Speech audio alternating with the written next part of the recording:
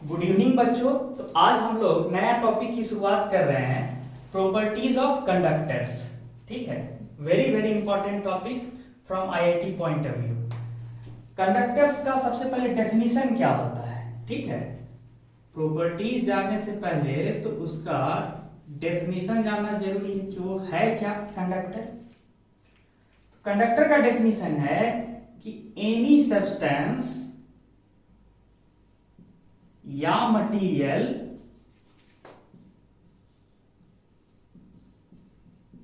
with sufficiently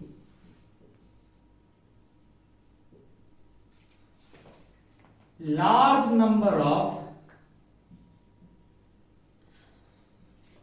free charge carriers. Free मतलब जो कि किसी से बाउंड ना हो। Free charge carriers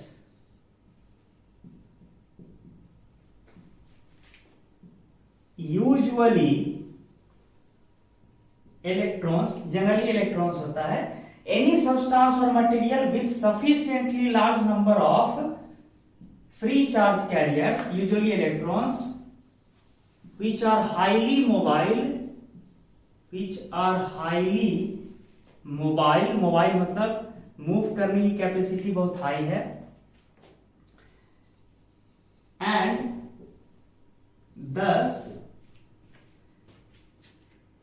can move easily within the volume of the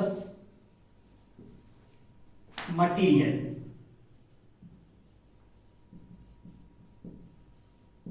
ठीक है, ये कंडक्टर का डेफिनेशन। कंडक्टर क्या हुआ? एनी सब्सटेंस और material with sufficiently large number of free electrons, free charge carriers, in fact in general usually electrons. Most of the case में क्या होता है कि ये चार्ज कैरियर्स इलेक्ट्रॉन्स होता है, विच आर हाईली मोबाइल। और चार्ज कैरियर्स क्या होना चाहिए? हाईली मोबाइल होना चाहिए। हाईली मोबाइल का मतलब जो आसानी से एक जगह से दूसरी जगह जा सके, ठीक है, बहुत आसानी से। उसी को मैंने एक्सप्लेन किया है, highly mobile and thus can move easily within the volume of the material. ठीक है, such substances are called conductors. Such substances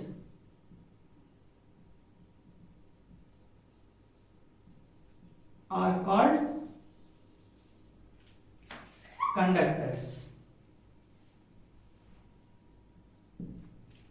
conductors मतलब क्या होता है? कोई चीज को मूव कराने में मदद करे।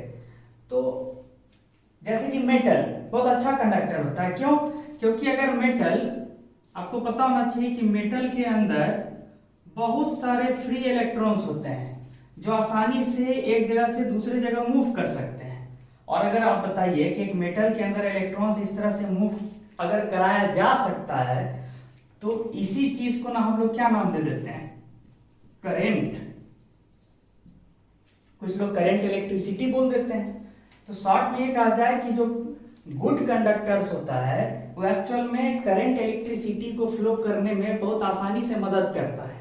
ठीक है, ये तो हो गया डेफिनेशन। आगे बढ़ते हैं।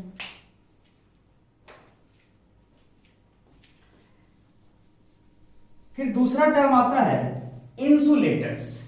अभी जो हम लोग डिस्कस किए वो किसको किए हैं? कंडक्टर्स को डिस्कस किए हैं। ठीक है, फिर दूसरा टर्म आता है insulators.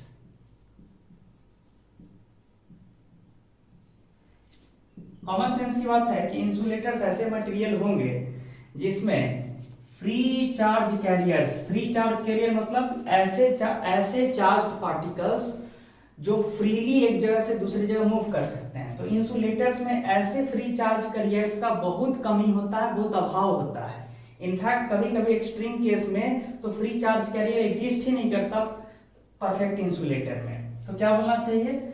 Substances with very limited number of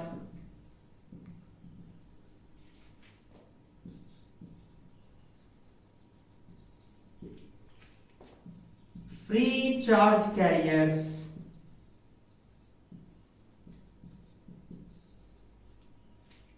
ठीक है, एंड दस cannot help in the flow of current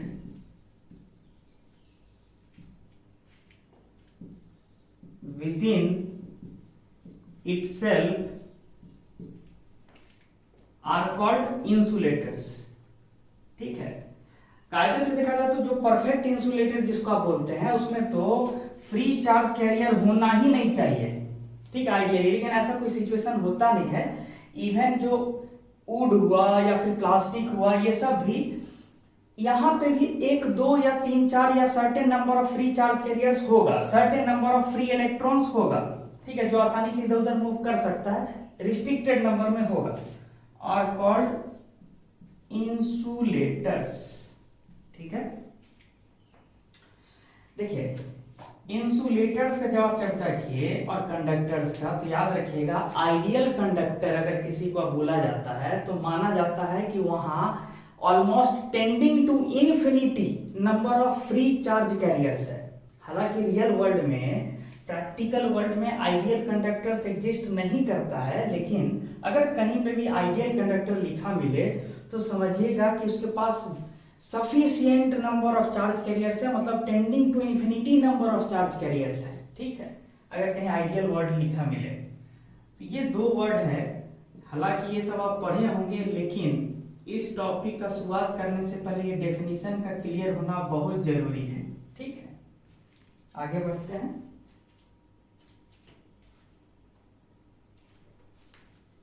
अब आगे बढ़ते हैं, मान लीजिए शुरुआत हम पहले इंसुलेटर से करते हैं। ठीक है, मान लीजिए हमारे पास एक ऐसा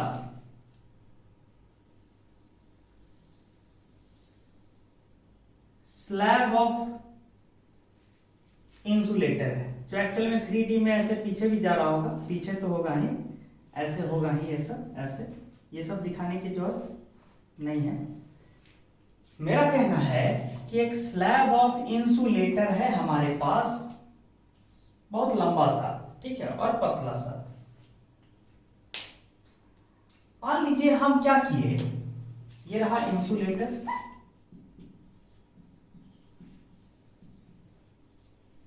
हम क्या किए कि एक external electric field, uniform electric field apply कर दिए इस तरह से, इस तरह से।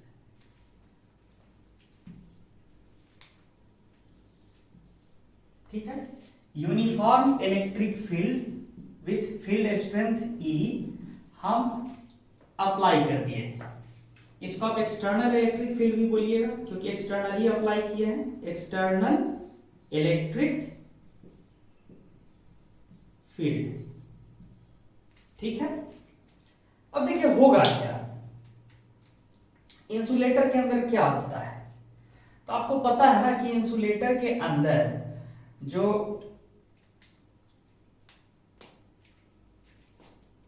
चूंकि ये इलेक्ट्रिक फील्ड ऐसा है, तो अंदर में जो ये पॉजिटिव चार्ज हुआ न्यूक्लियस और उसके चारों ओर चक्कर काट रहा होगा इलेक्ट्रॉन्स, एक ही एटम को लिए हैं। होगा क्या, जैसे ही इलेक्ट्रिक फील्ड लगाइएगा तो इलेक्ट्रॉन जो है फील्ड के उल्टे डायरेक्शन में थोड़ा सा शिफ्ट हो जाएगा। ठीक है, ये जो इलेक्ट्रॉन, इसका जो इलेक्ट्रॉन है बाहर दिखा देते हैं यहां से, ये हो गया न्यूक्लियस और ये अपना इलेक्ट्रॉन चक्कर काट रहा है ऐसे ऐसे। अब आप बाहर से इलेक्ट्रिक फील्ड लगाइएगा तो ये जो इलेक्ट्रॉन का जो क्लाउड है, चार्ज क्लाउड, वो थोड़ा सा कैसा शिफ्ट हो जाएगा, ये स्फेरिकली एटम के चारों नहीं रहेगा, थोड़ा सा इस तरह से शिफ्ट हो जाएगा। ध्यान दे पा रहे हैं कि इलेक्ट्रॉन का जो क्लाउड है न्यूक्लियस के आसपास, वो ओवरऑल इलेक्ट्रिक फील्ड के उल्टे डायरेक्शन में थोड़ा शिफ्ट हो जाएगा। क्यों? क्योंकि वो अट्रैक्टेड फील करेगा एक्सटर्नल इलेक्ट्रिक फील्ड से, तो इस तरह का शिफ्टिंग होगा। ठीक है, और ये शिफ्टिंग हर जगह होगा। ठीक है, तो क्या होगा, थोड़ा यहां ध्यान इसलिए दिए क्योंकि इसको डायरेक्ट हम यहां दिखा देंगे। अब देखिए यहां पे तो इस तरह का बहुत सारा आइटम है ना, ऐसा है, मतलब बहुत सारा है एक लाइन से, तो उस चीज को हम यहां दिखा रहे हैं। देखिएगा क्या होने वाला है, ये हो गया पहला। मान लीजिए ये तो आपका यूनिफॉर्म इलेक्ट्रिक फील्ड ऐसे है, बगल वाला एटम को देखते हैं, बगल वाला, ठीक है, उसका ओरिजिनली ये स्थिति था, तो इसका चार्ज भी थोड़ा सा क्या होगा, चार्ज क्लाउड जो है, इलेक्ट्रॉन क्लाउड जो है, वो थोड़ा सा ऐसे शिफ्ट होगा,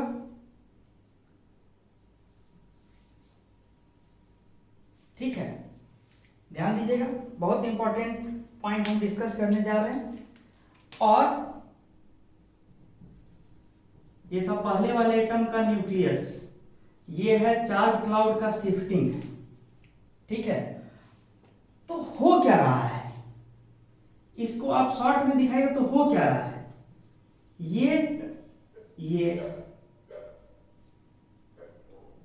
ये और इस दूसरे एटम का जो माइनस है वो ऑलमोस्ट उसका जो शिफ्टिंग है वो किस पे हो गया है, जो दूसरे एटम का जो चार्ज क्लाउड है, इलेक्ट्रॉन क्लाउड है, वो ऑलमोस्ट कहां जाके ओवरलैप हो रहा है, जो पहला एटम है उसके न्यूक्लियस के आसपास। तो मतलब कहानी ये हो गया है कि जो पहले एटम का इलेक्ट्रॉन का क्लाउड पहले एटम के लिए बिहेव कर रहा था, मैं फिर से रिपीट कर रहा हूं, जो फर्स्ट एटम के लिए, फर्स्ट एटम के लिए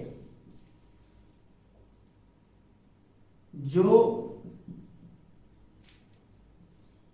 पहले इलेक्ट्रॉन क्लाउड था, उसका रोल, उस इलेक्ट्रॉन क्लाउड का रोल, उस इलेक्ट्रॉन क्लाउड का रोल दूसरे एटम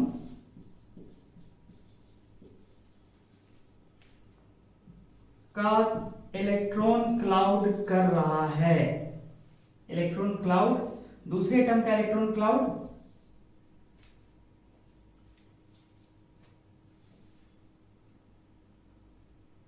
प्ले कर रहा है, रोल प्ले करना। क्या बोले हम, फर्स्ट एटम के लिए जो पहले इलेक्ट्रॉन क्लाउड था, यानी पहला वाला इलेक्ट्रॉन क्लाउड, उस इलेक्ट्रॉन क्लाउड का रोल अब कौन सा इलेक्ट्रॉन क्लाउड प्ले कर रहा है, दूसरे एटम का इलेक्ट्रॉन क्लाउड प्ले कर रहा है।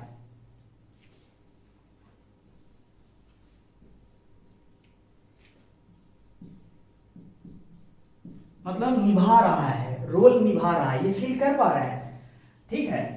वैसे ही एंड सो ऑन, जो तीसरा एटम होगा उसका इलेक्ट्रॉन क्लाउड दूसरे एटम के लिए इलेक्ट्रॉन क्लाउड का बिहेवियर शो करेगा, ठीक है। और ये रहा प्लस चार्ज, ऐसे देखिए, तो इस चीज को हम थोड़ा दूसरे कलर से भी दिखा सकते हैं। ये रहा पहले एटम का न्यूक्लियस और दूसरे एटम का चार्ज क्लाउड, ये रहा दूसरे एटम का न्यूक्लियस और तीसरे एटम का चार्ज क्लाउड, ये फील कर पा रहे हैं यहां। उसी तरीके से यहां होगा दूसरे एटम, तीसरे एटम का न्यूक्लियस और चौथे एटम का चार्ज क्लाउड, मतलब ये कहानी चल रहा होगा यहां पे। तो लास्ट में होगा क्या, इस चीज का सीक्वेंस क्या होगा कि हो क्या रहा है कि ultimately left most portion of the slab पे हमको एक इस तरह का चीज दिखेगा और ऐसा करते करते लास्ट में जो है, देखिए ना, 1 2 3 और ये चौथा एटम की बात कर रहे हैं, तो लास्ट में क्या होगा, थोड़ा एटम का नंबरिंग भी दे दिए, एटम 1, एटम 2, एटम 3, एटम 4, देख रहे हैं। तो मेरा क्या कहना है कि आप इस तरह से सीक्वेंस में बढ़िएगा तो लास्ट में बचेगा क्या, ये जो लास्ट में प्लस साइन है इसके साथ कोई चार्ज क्लाउड नहीं आ पाया साथ निभाने के लिए। जो लास्ट वाला जो पॉजिटिव चार्ज है उसको, उसके लिए रोल प्ले करने वाला चार्ज क्लाउड नहीं मिल पाया। मतलब लास्ट वाला यानी राइट मोस्ट पोर्शन वाला जो पॉजिटिव चार्ज है और लेफ्ट मोस्ट पोर्शन वाला जो निगेटिव चार्ज है, इस पे ध्यान दीजिए। राइट मोस्ट वाले को हम ग्रीन से रिप्रेजेंट करते हैं, ये रहा, तो ये राइट मोस्ट वाला एटम का प्लस चार्ज और लेफ्ट मोस्ट वाली का माइनस चार्ज इस तरह से अनकंपनसेटेड रह गया, मतलब इसका साथी नहीं मिल पाया। कौन साथी, प्लस का माइनस नहीं मिल पाया और इस माइनस का प्लस नहीं मिला, क्योंकि इधर इस माइनस का प्लस हमको लेफ्ट साइड मिलता, लेकिन लेफ्ट साइड तो मटेरियल है ही नहीं, तो तो शॉर्ट में ये राम कहानी हुआ है, बीच में ऐसा लग रहा है कि ऑलमोस्ट न्यूट्रल एटम्स है, बीच में ऐसा लग रहा है कि न्यूट्रल एटम्स है अपने अपने चार्ज क्लाउड के साथ। ठीक है, ये कहानी हो रहा है। तो अब हम ये कहानी को बार बार नहीं बोलेंगे, शॉर्ट में बोलिए ना कि ऐसा लग रहा है। देखिए प्लस के साथ जो गोला लगा है ना वो पूरा एटम को दिखा रहा है, न्यूट्रल एटम को। तो ये सारा कहानी हटाइए, तो न्यूट्रल एटम्स हुआ। ऐसा लग रहा है मानो कि लेफ्ट फेस पे, स्लैब के लेफ्ट फेस पे क्या अपीयर हो गया है, निगेटिव चार्जेस इंड्यूस हो गया है। इस तरह के चार्जेस को इंड्यूस्ड चार्ज कहते हैं। इंड्यूस्ड मतलब जो किसी के बहकावे में डेवलप हुआ हो। तो एक्सटर्नल इलेक्ट्रिक फील्ड के बहकावे में यह माइनस चार्ज यहां पे अपीयर हुआ है। ठीक है, तो इसलिए इसको क्या बोलेंगे, इंड्यूस्ड चार्ज, इंड्यूस्ड। ठीक है, सिमिलरली इस सब का काउंटर पार्ट यहां एक प्लस चार्ज दिखा रहा है, प्लस प्लस प्लस, ये प्लस चार्जेस हुआ।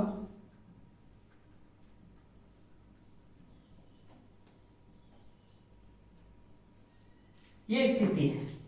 अब आप बताइए कि एक्सटर्नल इलेक्ट्रिक फील्ड की वजह से जो ये हुआ है, इस तरह का चार्जेस इंड्यूस हुआ है राइट पोर्शन और लेफ्ट पोर्शन पे, और बीच में मोर और लेस न्यूट्रल एटम्स रह गया जिसको हम यहां दिखाए हैं।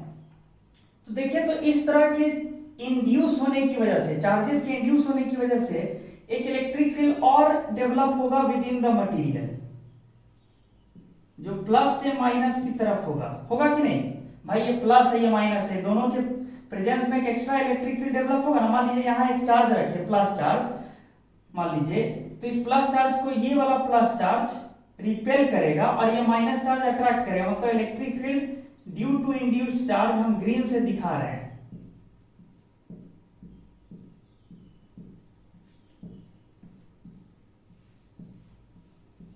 ठीक है, हम क्या दिखाएं, प्लस और माइनस चार्जेस की वजह से जो इलेक्ट्रिक फील्ड अंदर में डेवलप हुआ है उसी को ग्रीन से दिखाएं। तो green arrow shows the electric field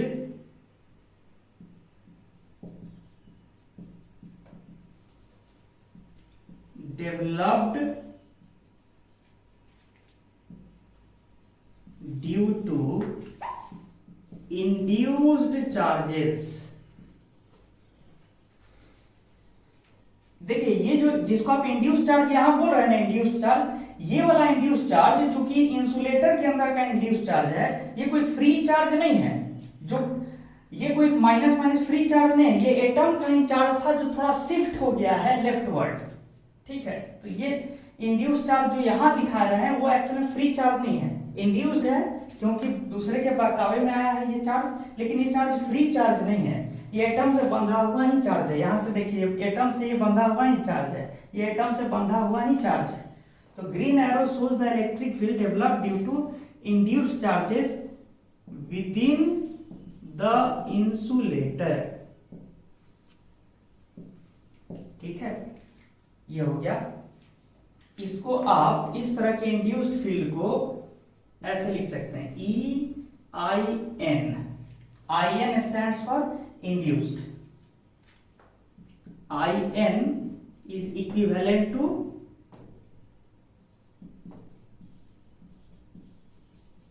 induced. ठीक है, तो ये वाली बात है। इसके आगे बढ़ते हैं।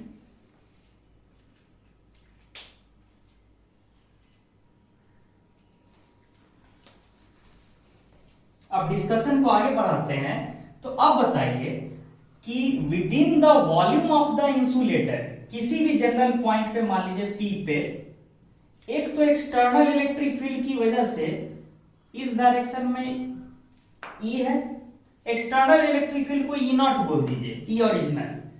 ठीक है, और इस डायरेक्शन में हम कहां की चर्चा कर रहे हैं, पॉइंट P पे। इस डायरेक्शन में क्या है, EI। लोकेशन का चर्चा किए हैं, ई आई और ई नॉट कहां बोल रहे हैं, पॉइंट पी पे, जो कि with in the volume of the insulator है। तो net electric field with in the insulator at a particular point P क्या लिखा जा सकता है, external electric field E not जो कि आगे है, और इंड्यूस इलेक्ट्रिक फील्ड ई आई जो कि पीछे है। तो नेट इलेक्ट्रिक फील्ड का यही ना हुआ स्ट्रेंथ, ठीक है।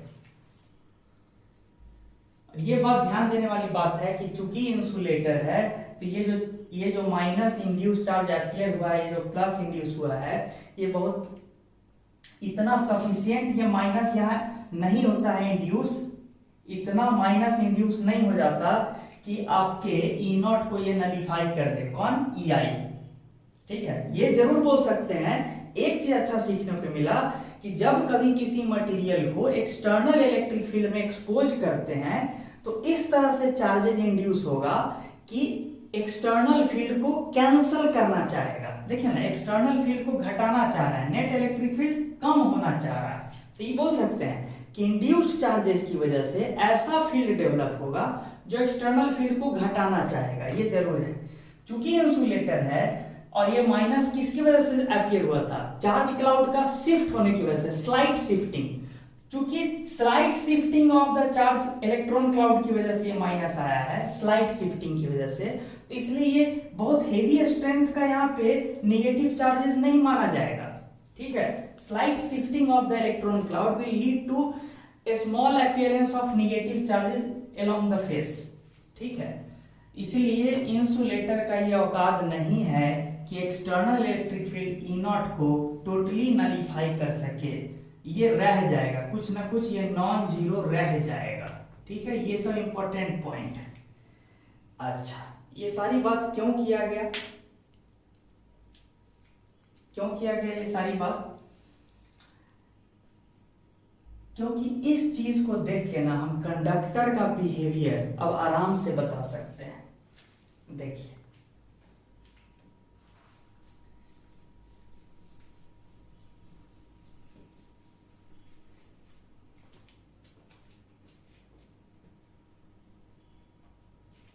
मान लीजिए कि अब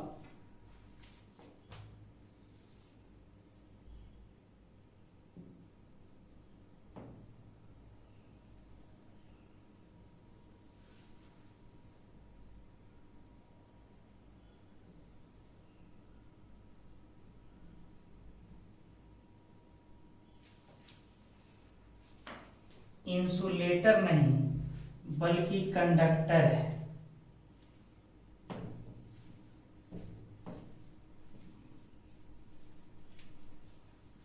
ठीक है।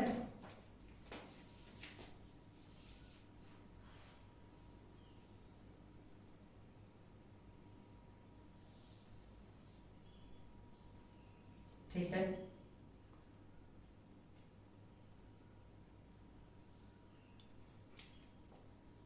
ये सब हटा दीजिए, ये सब, ये रहा एक्सटर्नल इलेक्ट्रिक फील्ड जिसमें कोई ब्रेक नहीं होना चाहिए, इसको थोड़ा क्लियरली दिखा दिया जाए।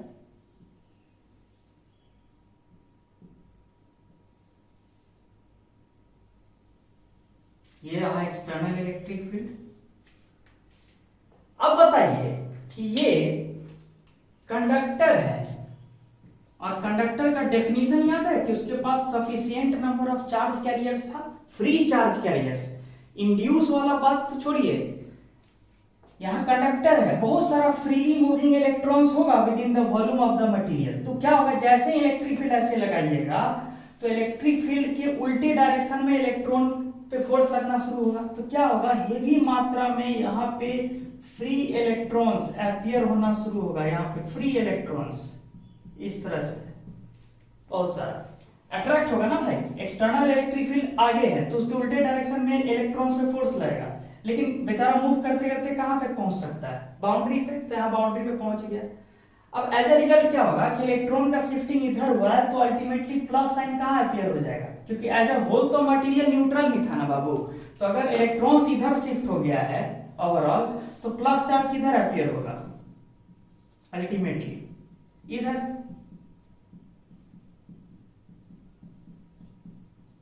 है कि नहीं, तरह से अपीयर होते रहेगा और इफेक्ट वही हो रहा है। देखिए कॉन्सेप्चुअल जो डिस्कशन होगा वो वही हो रहा है जो इंसुलेटर के केस में हुआ था। ध्यान दीजिए कि जो अभी जो ये सरफेस पे जो आ गया है फ्री चार्जेस इस तरह से एक्यूमुलेट हो गया है और यहाँ पे एज अ रिजल्ट चार्ज का डेफिशिएंसी हो गया है राइट वाले फेस पे, तो यहाँ प्लस चार्ज अपीयर हो गया है। इसकी वजह से इलेक्ट्रिक फील्ड ऐसा हो गया कि नहीं, ये जो फ्री चार्जेस का जो अपीयरेंस हुआ है फेस ऑफ द मटेरियल पे, तो वहां पे अंदर में इलेक्ट्रिक फील्ड जो है इस तरह से अपीयर होगा due to minus and plus charges.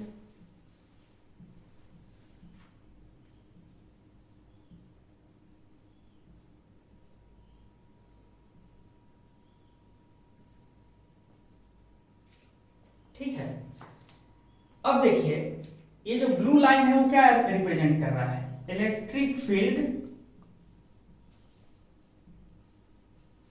Due to accumulation of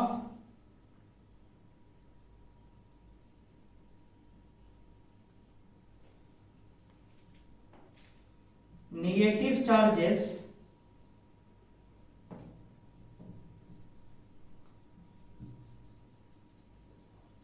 on left face and deficiency of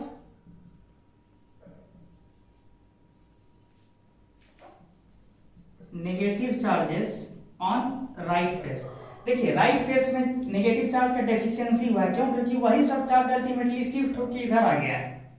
ठीक है, तो यहाँ प्लस होना है, ये दोनों का इफेक्ट से एक नेट इलेक्ट्रिक फील्ड डेवलप हुआ है, तो उसी को लिख रहे हैं electric field due to accumulation of negative charges on left face and deficiency of negative charges on right face. ठीक है, ये रिप्रेजेंट कर रहा है ब्लू। अब बताइए फिर वही राम कहानी कि नेट इलेक्ट्रिक फील्ड विदिन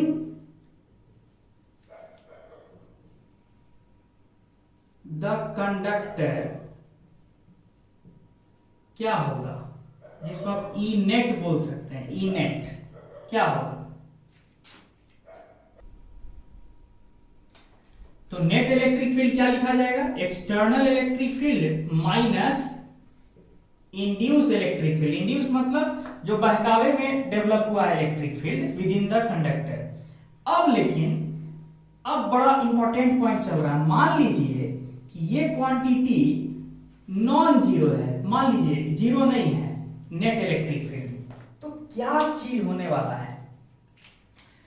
देखिएगा कुछ फील्ड लाइंस को हम यहां बस मिटा रहे हैं ताकि हम कुछ और चीज समझा सकें। ये मत समझिएगा कि फील्ड लाइन यहां है ही नहीं।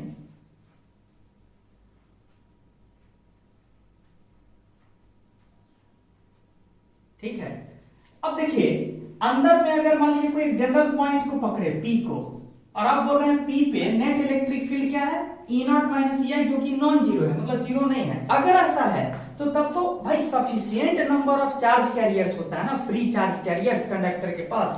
तो अगर अंदर में net electric field non zero है तो पी के आसपास जो चार्जेस रहेगा, जो फ्री चार्जेस रहेगा, वो किधर फोर्स एक्सपीरियंस करेगा, टुवर्ड्स लेफ्ट, क्योंकि नेट इलेक्ट्रिक फील्ड आगे की ओर अगर है तो चार्ज नेगेटिव पे तो पीछे की ओर फोर्स लगेगा ना, नेगेटिव चार्ज पे।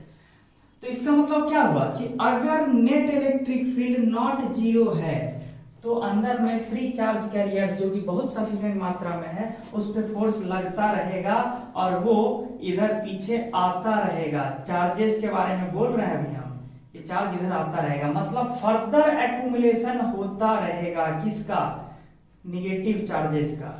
और यहाँ पे चूंकि बीच का कोई इलेक्ट्रॉन इधर आया है तो यहाँ पे थोड़ा प्लस डेवलप होगा, यहाँ पे प्लस होगा, फिर बगल वाला इलेक्ट्रॉन इसको ऑक्युपाई करेगा, फिर इधर प्लस होगा, फिर बगल वाला इसको ऑक्युपाई करेगा। अल्टीमेटली शॉर्ट में बोलिए ना कि प्लस चार्ज अल्टीमेटली कहां अपीयर होगा, और राइट फेस पे।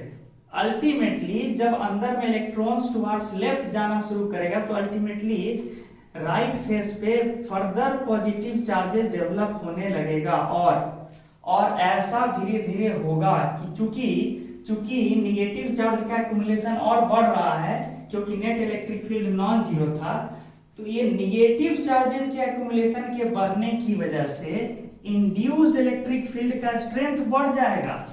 मतलब इस वाले क्वांटिटी का EI क्वांटिटी का स्ट्रेंथ बढ़ जाएगा। एज ए रिजल्ट क्या होगा कि अल्टीमेटली फ्री चार्ज कैरियर्स तब तक मूव करता रहेगा लेफ्ट फेस की ओर और पॉजिटिव चार्ज तब तक अपीयर होता रहेगा राइट फेस पे, जब तक कि ये नेट फील्ड क्या ना हो जाए। ये सेल्फ प्रोपागेटिंग मशीन टाइप का हो गया कि खुद ही सेटल डाउन कर लेगा। क्या कि जब तक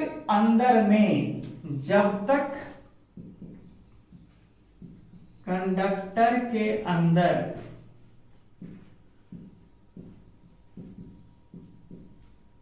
नेट इलेक्ट्रिक फील्ड जीरो नहीं होगा, तब तक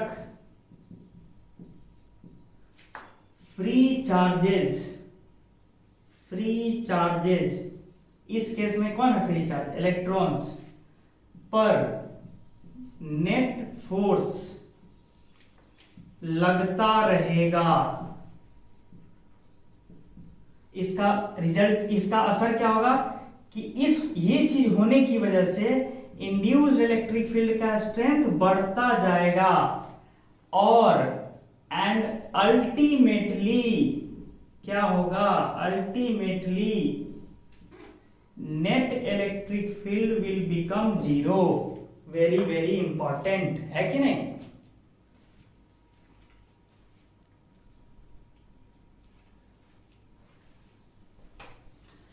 तो मतलब हमने शॉर्ट में क्या बोला कि अंततः नेट इलेक्ट्रिक फील्ड अंदर में नेट इलेक्ट्रिक फील्ड क्या बनने जा रहा है? जीरो। कॉमन सेंस की बात है कि जैसे ही अंदर में किसी भी जनरल पॉइंट P पे नेट इलेक्ट्रिक फील्ड जैसे ही जीरो होगा, उसके बाद further movement of free charges रुक जाएगा। फिर तो जब नेट इलेक्ट्रिक फील्ड जीरो ही हो गया तो अंदर में अब कोई भी फ्री चार्ज पे कोई फोर्स नहीं लगेगा, क्योंकि नेट फील्ड जीरो हो गया है। तो अब चार्जेस का एक्यूमुलेशन बंद हो जाएगा। मतलब अब स्टैटिक कंडीशन, स्थिरावस्था डेवलप हो गया है। ठीक है, चूंकि चार्जेस स्थिर हो गया है तो हम कहेंगे कि अल्टीमेटली क्या बोलेंगे? द कंडक्टर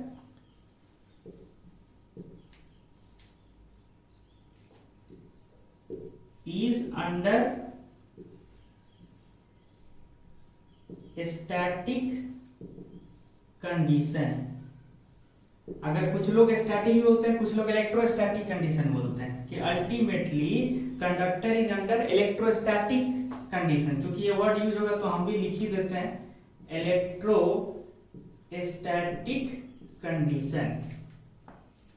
ठीक है, और इलेक्ट्रोस्टैटिक कंडीशन में मतलब स्थिरावस्था में गुण क्या है कि नेट इलेक्ट्रिक फील्ड क्या है? अंदर में जीरो है। तो वेरी वेरी इंपॉर्टेंट पॉइंट कि अंडर इलेक्ट्रोस्टैटिक कंडीशन मतलब जब चार्जेस का मूवमेंट बंद हो चुका है कंडक्टर के अंदर, तब under electrostatic condition the net electric field within a conductor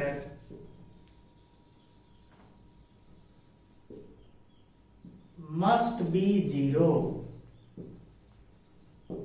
ये one of the important properties of conductor है अंडर इलेक्ट्रोस्टैटिक कंडीशन। अच्छा, अब आपके मन में डाउट होगा कि ठीक है, ये जो स्लैब था, कंडक्टर था, इसको हम बाहरी एक्सटर्नल इलेक्ट्रिक फील्ड से एक्सपोज किए। मतलब एक स्लैब है और बाहर से एक्सटर्नल इलेक्ट्रिक फील्ड एक्सपोज कर दिए, तो चार्जेस मूव करना शुरू किया और अल्टीमेटली नेट फील्ड जीरो हो गया। ये सारा सिचुएशन, ये सारा चार्ज का मूवमेंट होना और फील्ड का जीरो होने में, ये पूरा कंडीशन इलेक्ट्रोस्टैटिक कंडीशन पहुंचने में कितना वक्त लगता है? आपके मन में डाउट होगा। तो ऐसा नहीं कि 1 घंटा तक ये कहानी चल रहा है कि चार्ज मूव कर रहा है। चार्ज इतना मोबाइल है, इतना हल्का है कि ये सारा सिचुएशन, ये सारा चीज विद इन माइक्रो या नैनो सेकेंड्स कंप्लीट हो जाता है। तो याद रखिएगा कि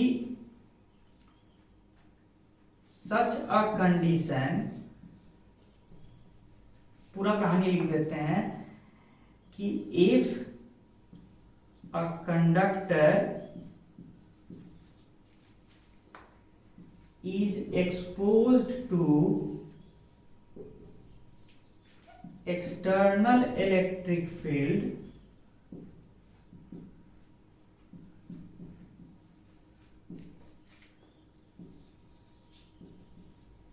charges redistribute itself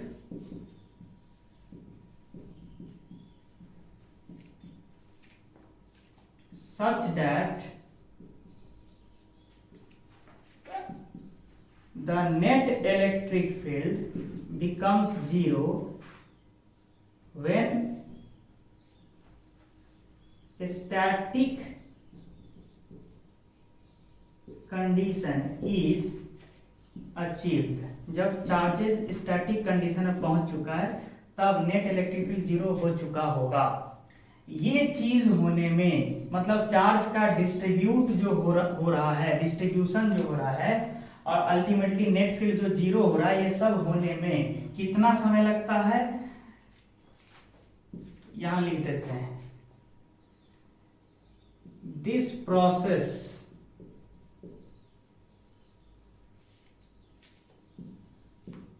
takes place within micro और नैनो सेकेंड्स। और क्यों ऐसा होता है? क्योंकि जो फ्री चार्ज कैरियर्स है कंडक्टर में हाईली मोबाइल होता है, बड़ा तेजी से एडजस्ट करना शुरू करता है। ठीक है, तो हम सारा चीज का एक बेसिक इंट्रोडक्शन आपको दिए हैं। अब आपके मन में एक डाउट होगा कि ये जो एक्सटर्नल इलेक्ट्रिक फील्ड है, ये तो हम अपनी बात को प्रूफ करने के लिए यूनिफॉर्म इलेक्ट्रिक फील्ड लगा दिए हैं ना, parallel and equal in strength everywhere. External electric field तो बड़ा स्पेशल लगाए हैं। तो ध्यान सुनिएगा, हम जो इस तरह का स्पेशल इलेक्ट्रिक फील्ड लगाए हैं, एक्सटर्नल इलेक्ट्रिक फील्ड लगाए हैं, इससे एक ही फायदा हुआ है हमको कि जो चार्ज जो डिस्ट्रीब्यूट हुआ है ना लेफ्ट और राइट फेस पे, वो थोड़ा यूनिफॉर्मली डिस्ट्रीब्यूट हुआ है। ठीक है, लेकिन राम कहानी वही होता है। इवन अगर नॉन यूनिफॉर्म इलेक्ट्रिक फील्ड लगाए होते ना, तब भी चार्जेस इस तरह से रिडिस्ट्रीब्यूट करता कि ultimately with in the conductor net field को जीरो होना ही था। और अगर जीरो नहीं होगा तो तब तक चार्ज मूव करता रहेगा और अल्टीमेटली नेट फील्ड को क्या बना देगा? जीरो बना ही देगा। क्यों? क्योंकि कंडक्टर के पास सफिशिएंट चार्जेज होता है, फ्री चार्जेज। ठीक है, और जब चार्ज रीडिस्ट्रीब्यूट हो रहा था तो induced electric field external field को अपोज कर रहा था। और औकात तो इतना ज्यादा है कंडक्टर के पास कि इतना ज्यादा फ्री चार्जेज है कि वो इतना इंड्यूस्ड इलेक्ट्रिक फील्ड डेवलप कर सकता है कि पूरा एक्सटर्नल फील्ड के इफेक्ट को ही नलीफाई कर सकता है। तो बड़ा फिलोसफिकल चीज है, ये आप आराम से फील कर सकते हैं। ठीक है, ये राम कहानी जो हुआ है ये सिर्फ एक्सटर्नल इलेक्ट्रिक फील्ड का कहानी नहीं है।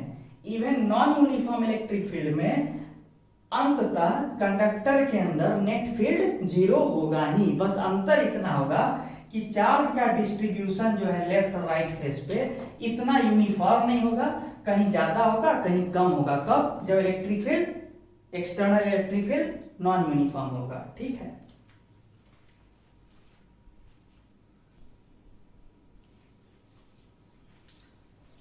तो हम बात कर रहे थे कि मान लीजिए नॉन यूनिफॉर्म इलेक्ट्रिक फील्ड इस तरह से लगा दे रहे हैं, ये रहा ऐसे ऐसे ऐसे।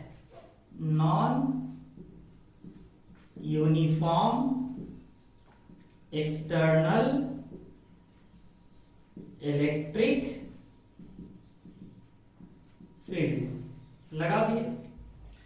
अब क्या होगा? अब भी राम कहानी वही होगा, बस चार्ज का जो डिस्ट्रीब्यूशन होगा। देखिए, अब फील्ड का स्ट्रेंथ हर जगह डायरेक्शन में भी अलग अलग है और मैग्नीट्यूड में भी अलग अलग है। तो क्या होगा, कहीं पे माइनस साइन का जवाब, माइनस चार्ज का एक्यूमुलेशन ज्यादा होगा, कहीं पे कम होगा, ठीक है, और कहीं पे ज्यादा होगा, डिपेंडिंग अपॉन कि कहां पे फील्ड का स्ट्रेंथ ज्यादा है और कहां पे फील्ड का स्ट्रेंथ कम है। जहां फील्ड का स्ट्रेंथ कम है वहां पे निगेटिव चार्जेस कम अपीयर हो रहा है, जहां पे फील्ड का स्ट्रेंथ ज्यादा है वहां ज्यादा अपीयर होगा, लेकिन होगा जरूर, ठीक है। और उसी तरीके से यहाँ प्लस चार्जेज अपीयर होगा नॉन यूनिफॉर्म तरीके से, और तब तक इस तरह का चार्जेस का मूवमेंट होता रहेगा, एक्यूमुलेशन होता रहेगा, जब तक कि अंदर में नेट इलेक्ट्रिक फील्ड क्या ना हो जाए, जीरो। यही बात हम कह रहे थे, ठीक है। अच्छा, इसका एक और केस बनता है। अभी तक तो हमारा स्पेशल डिजाइन का कंडक्टर रखे हुए हैं, रेक्टेंगुलर स्लैब। भाई कोई जरूरी नहीं है कि रेक्टेंगुलर स्लैब ही हो, ठीक है। एक मोस्ट जनरल केस भी आपको हम बता दें,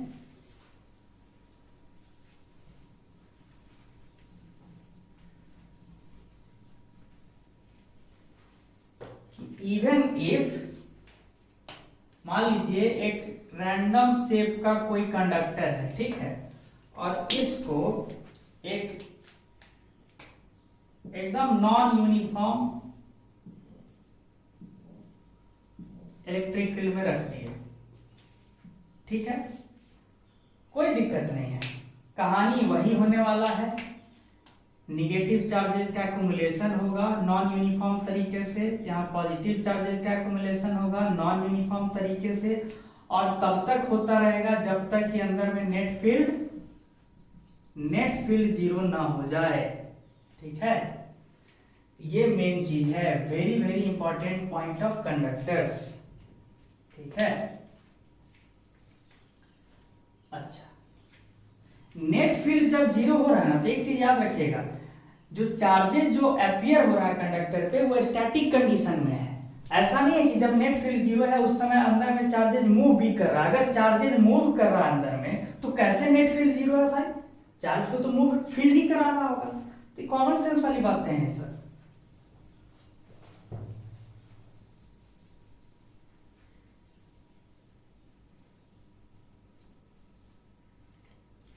ठीक है, अब आगे बढ़ते हैं।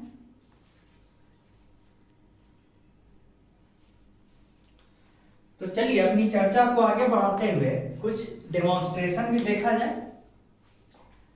तो मान लीजिए कि एक रैंडम सा कोई कंडक्टर है और एक इस कंडक्टर के प्रेजेंस में, ये जो कंडक्टर है इसके प्रेजेंस में एक positive charge, point charge capital Q लाके रख दिए, ठीक है, ऐसे। अब ये रख दीजिएगा बाबू, तो इसकी वजह से, पॉजिटिव पॉइंट चार्ज की वजह से तो इलेक्ट्रिक फील्ड डेवलप होगा।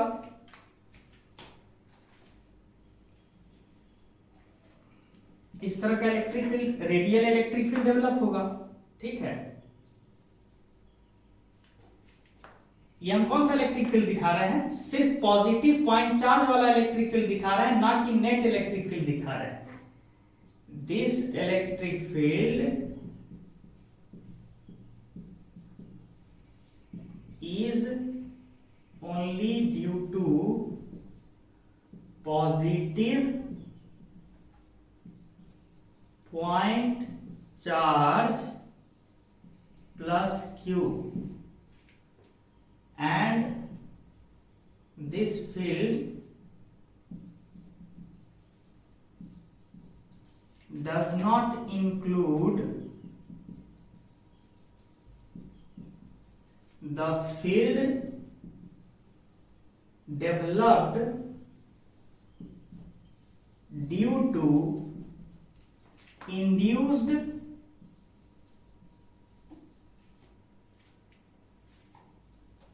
charges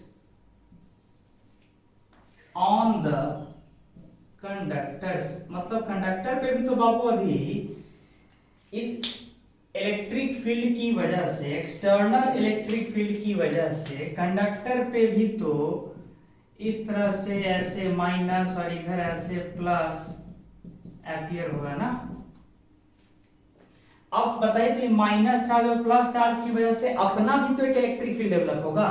this plus charge and this minus charge themselves will be able to develop another electric field.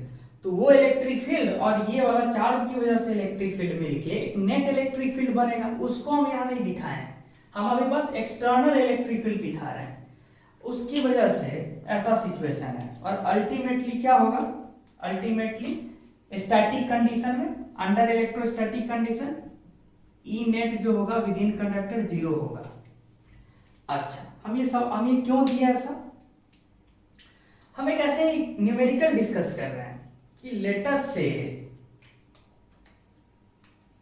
कि एक पॉइंट है P, ठीक है, P, उसकी दूरी जो है,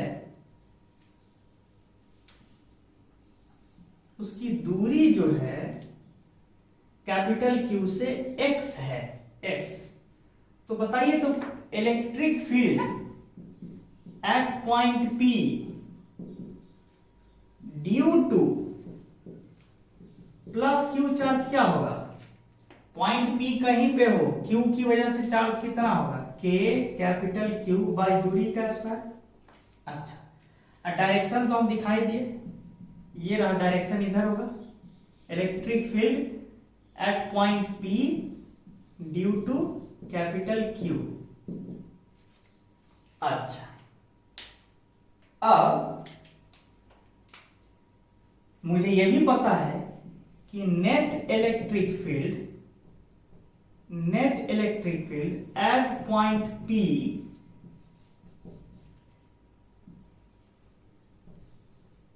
अंडर इलेक्ट्रोस्टैटिक कंडीशन क्या होगा, 0 होगा। तो नेट फील्ड बना किस किस की वजह से है, पॉइंट P पे नेट इलेक्ट्रिक फील्ड कौन कौन प्रोड्यूस करेगा, तो electric field due to charge Q plus electric field due to induced charges on conductor, यही दो तरह का फील्ड होगा ना। एक इलेक्ट्रिक फील्ड इस प्लस Q चार्ज की वजह से, ठीक है, पॉइंट P पे होगा, और एक इलेक्ट्रिक फील्ड ये जो माइनस और प्लस जो इंड्यूस हुआ है सरफेस पे उसकी वजह से होगा। तो दोनों इलेक्ट्रिक फील्ड का net vector sum null vector आना चाहिए किस लोकेशन पे, एट पॉइंट P। जो भी चर्चा चल रहा है पॉइंट P पे चर्चा चल रहा है। अच्छा, this implies that electric field, induced electric field due to induced charges क्या हो जाएगा, minus of electric field due to charge capital Q। तो मुझे तो ये पता है कि electric field produced due to charge Q ये है, ये, तो उसी में माइनस साइन लगा देंगे तो हमको electric field due to induced charges मिल जाएगा। इसका मतलब क्या हुआ कि electric field due to induced charge जो है, देखिए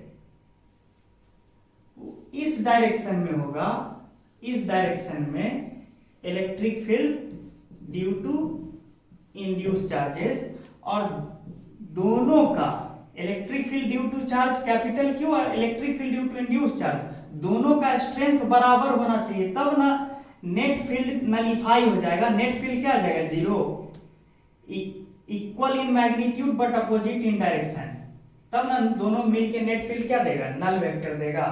तो आप देखिए, आपको इंड्यूस्ड चार्ज के बारे में ज्यादा बहुत कुछ नहीं पता है कि कहां पे किस लोकेशन पे ज्यादा निगेटिव है, किस लोकेशन पे ज्यादा पॉजिटिव है, कैसे चार्जेस डिस्ट्रीब्यूटेड है, मतलब सरफेस पे चार्ज कैसे डिस्ट्रीब्यूटेड है, सब कुछ नहीं पता है ढंग से। लेकिन तब भी आप इंड्यूस्ड चार्जेस की वजह से electric field at a particular point पे कमेंट कर पा रहे हैं ना।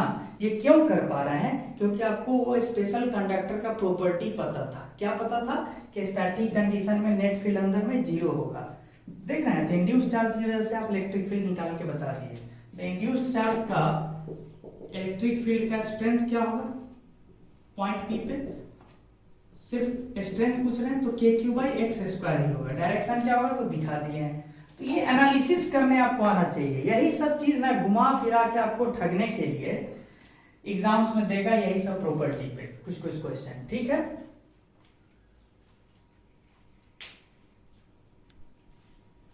चलिए तो आगे बढ़ते हैं, इसको मिटाते हैं।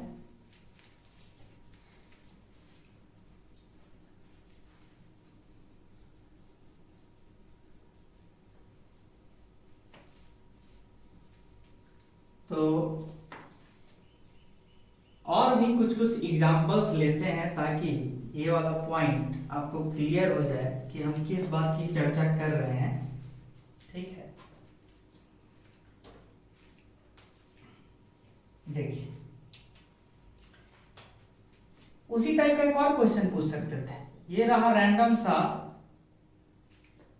एक कंडक्टर, ठीक है, एक यहां पे प्लस क्यू चार्ज रख दिए Q1, और एक मान लीजिए यहां पे या फिर यहां पे माइनस Q2 चार्ज रख दिए, मतलब नेगेटिव चार्ज रख दिए।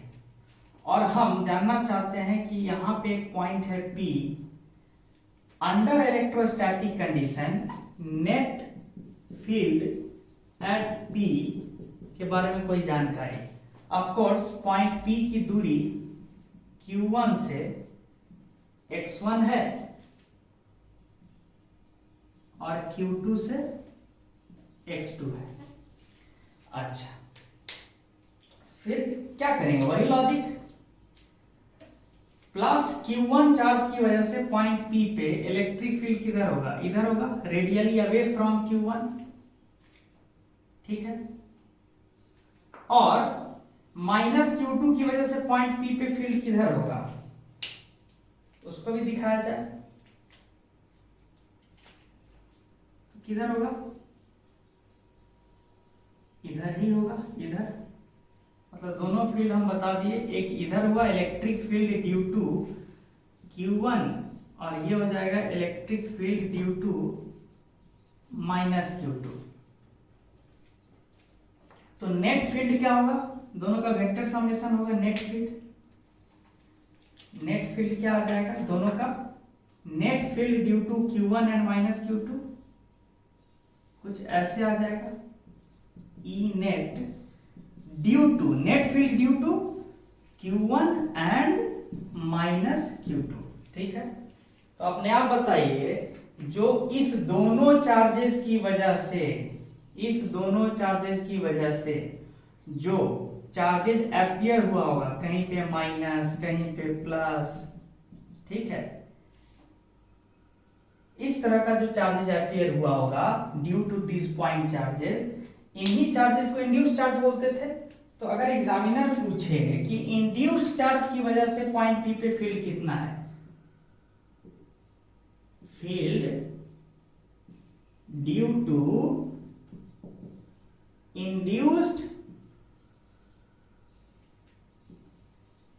चार्जेस एट पॉइंट P क्या होगा।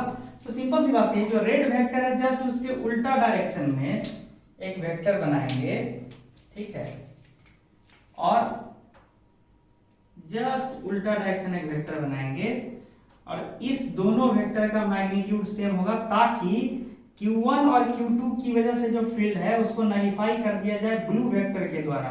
तो पक्का ब्लू वेक्टर ही क्या बता रहा है, field due to induced charges. Short में मतलब आपको ये कंफर्टेबल पोजीशन पे ला रहे हैं कि आप किस तरह से इंड्यूस्ड चार्जेस की वजह से जो फील्ड है उसके बारे में कमेंट्री कर सकते हैं, ठीक है। थोड़ा सा और अच्छे एग्जांपल की तरफ बढ़ते हैं।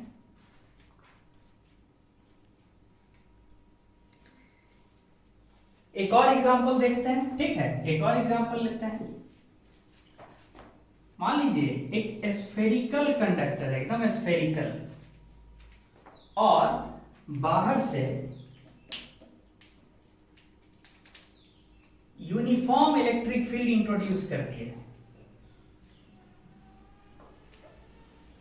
यूनिफॉर्म,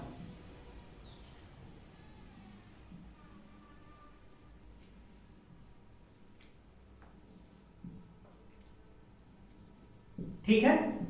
ये रहा external electric field E naught, external, मैं बार बार बोल रहा हूं। अच्छा, इस तरह के एक्सटर्नल इलेक्ट्रिक फील्ड की वजह से कंडक्टर पे यहां पे कुछ चार्जेज एपियर होगा माइनस। अच्छा, इसको देखिए, ये थोड़ा, ये हो गया सेंटर कंडक्टर का, ठीक है, तो ये डायमीटर हो जाएगा। तो ध्यान दीजिए, ये सेंटर से एक पर्टिकुलर एंगल थीटा पे, जो यहां पे सरफेस पे जैसा निगेटिव चार्जेस एपियर होगा, वैसा ही निगेटिव चार्जेस तो इधर पे भी एपियर होगा थीटा एंगल पे, सिमेट्री ऑफ द सिचुएशन से, ठीक है। यहां माइनस चार्ज का डेंसिटी जितना होगा उतना ही माइनस चार्ज का सरफेस चार्ज डेंसिटी यहां होगा। वैसे ही यहां पे जैसा प्लस चार्ज का डेंसिटी होगा वैसा ही कहां होगा, इसके नीचे आते हैं, ऐसे इधर होगा।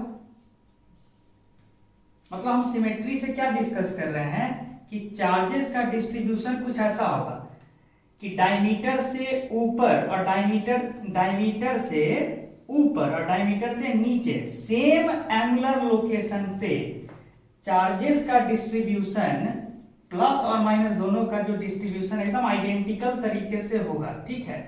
यहां माइनस जैसा होगा वैसा ही माइनस यहां होगा, यहां जैसा प्लस होगा वैसा ही प्लस कुछ यहां होगा। मतलब ये सब बात करना चाह रहे हैं, ठीक है। अब ये बताइए कि एक्सटर्नल सेंटर को सी बोल दीजिए, मैं अभी सेंटर सी पे इंटरेस्टेड हूं, तो net electric field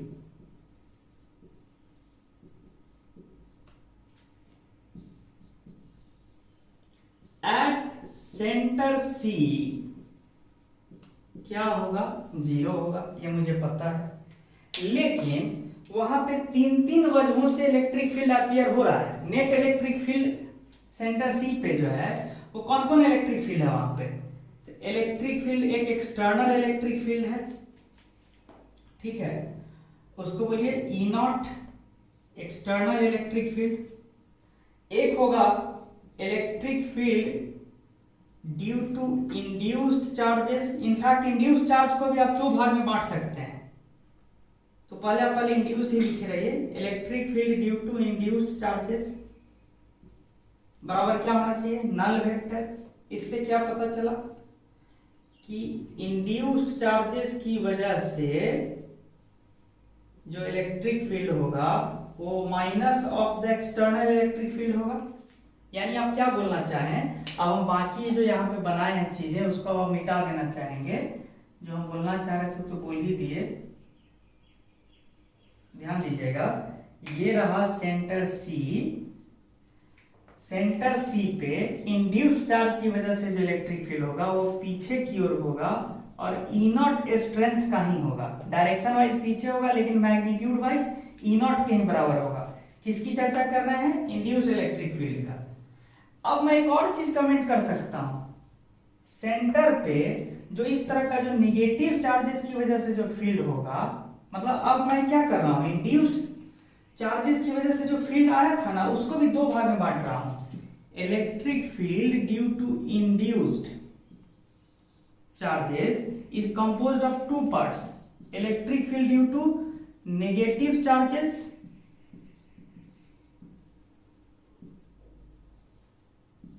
plus electric field due to positive charges, ठीक है। इसको हम शॉर्ट में भी अब लिख सकते हैं, E माइनस प्लस E और नीचे में प्लस। ये हो गया total induced electric field. Induced electric field है माइनस E नॉट। ये ध्यान दीजिए यहां तक।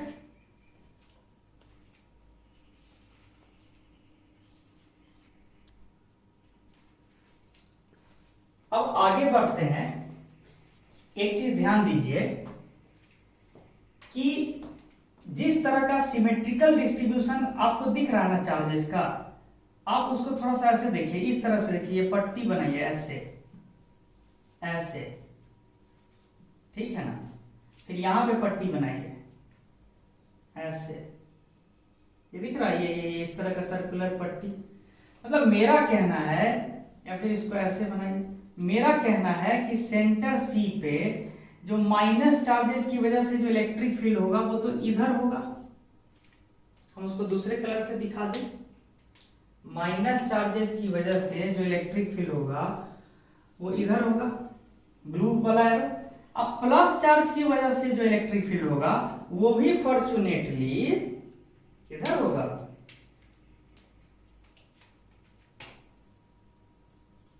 इधर ही होगा। देखिए रेड हम किसके लिए बोल रहे हैं, electric field due to plus, blue किसके लिए बोल रहे हैं, electric field due to minus. और electric field due to minus और electric field due to plus मिलके ही ना ई नॉट देना चाहिए, क्योंकि ई नॉट है इंड्यूस्ड चार्जेस की वजह से नेट फील्ड। ठीक है, तो हम क्या बोल दिए इनडायरेक्टली, यहां से देखा जाए तो electric field due to negative charge plus electric field due to positive charge मिलके क्या होना चाहिए, इसी डायरेक्शन में ई नॉट आना चाहिए, इस रिलेशन से। यहाँ ये तो वेक्टर वाला रिलेशन है, इसलिए हम साइन को अकाउंट में लेके सीधे लिख रहे हैं, ये होना चाहिए। एक और इंटरेस्टिंग बात है, प्लस चार्जेस का डिस्ट्रीब्यूशन की वजह से सेंटर पे जो फील्ड होगा सिमेट्री से माइनस चार्ज के डिस्ट्रीब्यूशन की वजह से सेंटर पे इलेक्ट्रिक फील्ड वैसा ही होगा। देख लीजिए ध्यान से, एकदम सिमेट्रिक सिचुएशन है ना, तो दोनों का स्ट्रेंथ, ये दोनों का जो स्ट्रेंथ होगा दोनों बराबर होगा। दिस implies that कि twice of electric field due to minus बराबर ई नॉट, क्योंकि electric field due to plus का strength electric field due to minus के बराबर है। This implies that electric field due to minus यानी negative induced charges कितना हो जाएगा, ई नॉट बाई टू। कहां की चर्चा चल रहा है, एट सेंटर सी। इसको आप ये भी लिख सकते हैं, इस चीज को और क्या लिख सकते हैं, 2e माइनस ना लिख के 2e प्लस लिख सकते हैं। Electric field twice of electric field due to plus charge, क्योंकि E minus is equal to E plus, तो E नॉट लिखेंगे, तो this implies that electric field due to plus charges at centre C बराबर कितना, E not by two. ठीक है, तो इस तरह का आप चर्चा कर पा रहे हैं सिमेट्री और प्रॉपर्टीज ऑफ कंडक्टर का इस्तेमाल करके। दो आर्गुमेंट यूज कर रहे हैं, आर्गुमेंट ऑफ सिमेट्री और argument of properties of conductor. तो ये सब एक तरह से न्यूमेरिकल सॉल्व करने का टेक्निक हुआ, ये आपको देखना है। जो भी राम कहानी अभी चला है वो कहां के लिए वैलिड है, centre C of the spherical conductor. कहीं और जाइएगा तो चीजें बदलने लगेगा। ठीक है,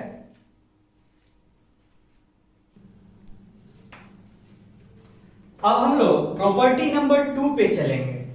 प्रॉपर्टी नंबर 2 क्या कह रहा है, ये देखिए, प्रॉपर्टी 2 ऑफ कंडक्टर्स। देखिए आपने बोला कि एक कंडक्टर है और उसको एक्सटर्नल इलेक्ट्रिक फील्ड में रख दीजिए।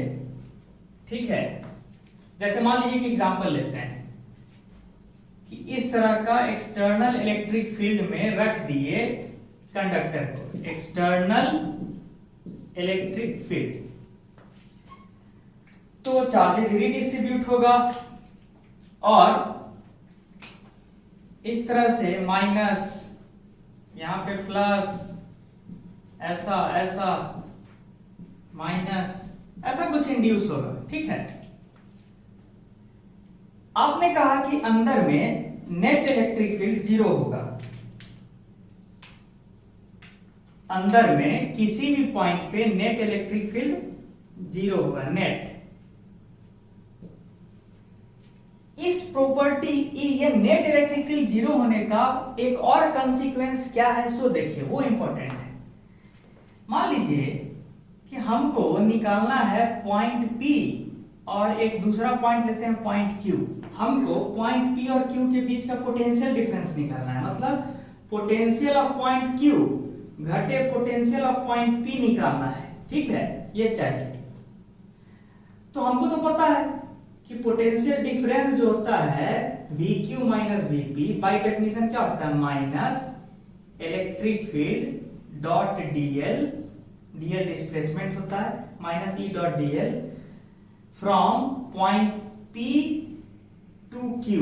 मतलब मुझे क्या करना है, डॉट प्रोडक्ट लेना है इलेक्ट्रिक फील्ड और छोटे छोटे डिस्प्लेसमेंट का, कहां से कहां तक, P से लेके Q तक आने में। ठीक है, और उसको इंटीग्रेट कर देना है फ्रॉम P टू Q। वही क्या देगा, पोटेंशियल डिफरेंस देगा। लेकिन मुझे तो पता है कि अंदर में जो इलेक्ट्रिक फील्ड है वो तो 0 है, तो फिर ये क्या लिखाएगा, 0 डॉट DL माइनस के साथ p2q। तो शॉर्ट में बोलिए ना, ये जीरो ही तो आएगा, किसी भी वेक्टर का डॉट प्रोडक्ट नल वेक्टर के साथ तो जीरो ही आएगा। तो आप क्या बोले कि potential difference between q point and p point is zero. और ये राम कहानी तो किसी भी दो पॉइंट के बीच का हो रहा है, p और q ही क्या, कोई भी दो पॉइंट ले लीजिए विद इन द कंडक्टर, तो उसके बीच का पोटेंशियल डिफरेंस इस तरीके इसी लॉजिक से जीरो ही आएगा। मतलब शॉर्ट में बोलिए ना कि p q r s all such points जो होगा सेम ही पोटेंशियल पे होगा। मतलब VQ बराबर VP आप बोले थे ना यहाँ पे, उसी लॉजिक से VQ बराबर VR होगा। तो शॉर्ट में बोलिए ना, in general when a conductor is under electrostatic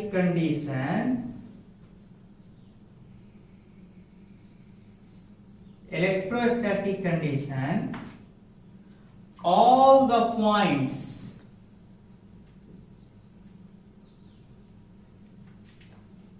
within the conductor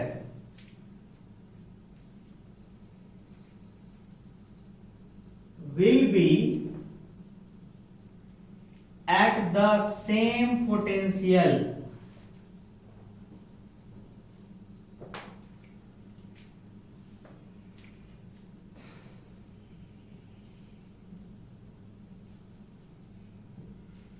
ठीक है। अच्छा, जब हम वर्ड यूज किए ना विद इन द कंडक्टर, तो यहां पे आप गलती से ये मत समझ लीजिएगा कि कंडक्टर का सरफेस वाला पॉइंट इंक्लूड में नहीं लेंगे, वो भी ले लीजिए, कोई दिक्कत नहीं है। All the points within as well as on the conductor, यानी कंडक्टर के सरफेस पे जो पॉइंट्स है वो और अंदर में जो पॉइंट्स है वो सारा सेम ही पोटेंशियल पे है। दैट इज सारे पॉइंट्स का पोटेंशियल सेम ही होगा।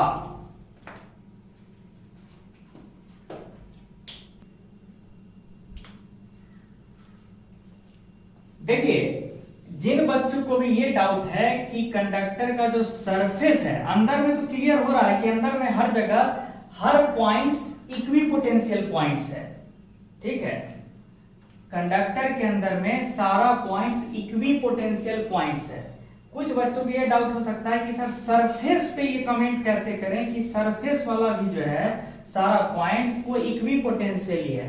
कॉमन सेंस की बात है कि उल्टा मानिए, मान लीजिए ये दो पॉइंट है A और B, अगर ये दोनों मान लीजिए दोनों का वोल्टेज VA और VB है पोटेंशियल, अगर दोनों सेम पोटेंशियल का नहीं होगा ना ये दोनों पॉइंट, तो आपको पता है ना कि पोटेंशियल डिफरेंस फिर आ गया, और जहां पोटेंशियल डिफरेंस आता है तो वहां इलेक्ट्रिक फील्ड आता है, इस डायरेक्शन में आ जाएगा ना। और इस डायरेक्शन में अगर इलेक्ट्रिक फील्ड आ गया तो चार्जेस जो होगा सरफेस पे वो मूव कर जाएगा। लेकिन आपका एजम्पशन क्या है कि कंडक्टर ऑलरेडी कहां पे पहुंच गया है, इलेक्ट्रोस्टैटिक कंडीशन पे। चूंकि आप ऑलरेडी बोल रखे हैं कि कंडक्टर इलेक्ट्रोस्टैटिक कंडीशन अचीव कर लिया है, चार्जेस मूव करना बंद कर रखा है, तब ये हो ही नहीं सकता है कि कंडक्टर के सरफेस पे ये जो दो पॉइंट्स है उसके बीच पोटेंशियल डिफरेंस आ जाए। अगर आ जाएगा तो चार्जेस फिर मूव करने लगेगा, ठीक है। तो यानी कि आप अगर अजम्पशन आप अगर ये मान चुके हैं कि ये इलेक्ट्रोस्टैटिक कंडीशन पे आ चुका है कंडक्टर, तो कंडक्टर का पूरा surface as well as all the points within the conductor सभी सेम ही पोटेंशियल पे होंगे। इसलिए क्या बोलेंगे कि सरफेस ऑफ द कंडक्टर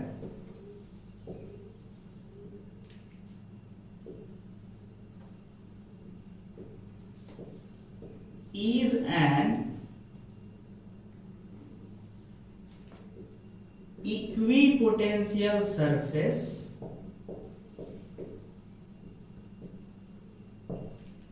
एक और चीज क्या लिखेगा, the whole of conductor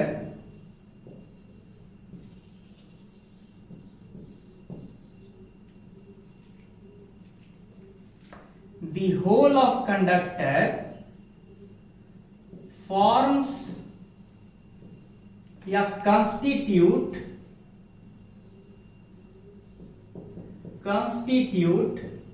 an equipotential reason. ठीक है, इक्विपोटेंशियल रीजन मतलब पूरा का पूरा कंडक्टर ही एक इक्विपोटेंशियल रीजन है, और पूरे कंडक्टर का जो रीजन है पूरा पूरा सरफेस प्लस इनसाइड रीजन मिला के सारा का पोटेंशियल का वैल्यू एक यूनिक वैल्यू होगा, उसको आप बोल सकते हैं V naught. Whole of conductor within as well as surface, सारा एक ही कॉमन पोटेंशियल पे होगा, दैट इज उसको कॉमन पोटेंशियल का नाम हम डाल दिए V नॉट। ठीक है, ये हो गया इक्विपोटेंशियल वाला पॉइंट। ठीक है,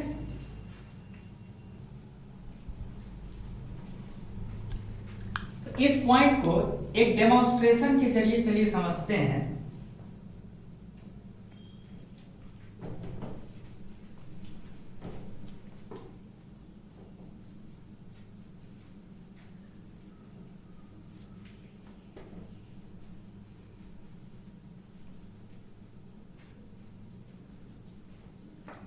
देखिए, एक एग्जाम्पल लेते हैं। ठीक है, एक spherical solid conductor, solid spherical conductor, ठीक है, ऑफ रेडियस कैपिटल R। ठीक है, और क्या किया गया, इस सेंटर को C बोल दीजिए, C से 2r डिस्टेंस पे एक charge, positive charge capital Q रख दिया गया। ठीक है, एक सिचुएशन बन गया। अब इस प्लस Q की वजह से यहां पे माइनस चार्जेस अपीयर हो जाएगा, फ्री चार्जेस, और यहां पे प्लस चार्जेज अपीयर हो जाएगा। कॉमन सेंस की बात है कि ओरिजिनली ये कंडक्टर न्यूट्रल था, तो जितना माइनस साइन इधर इंड्यूस होगा माइनस चार्ज, उतना ही प्लस चार्ज इधर रहेगा। नेट चार्ज तो जीरो रहना चाहिए कंडक्टर पे। ठीक है,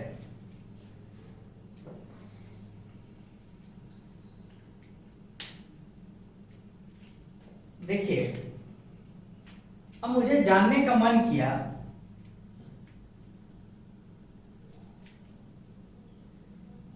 कि पूरा कंडक्टर का जो पोटेंशियल का वैल्यू है क्या है। क्वेश्चन है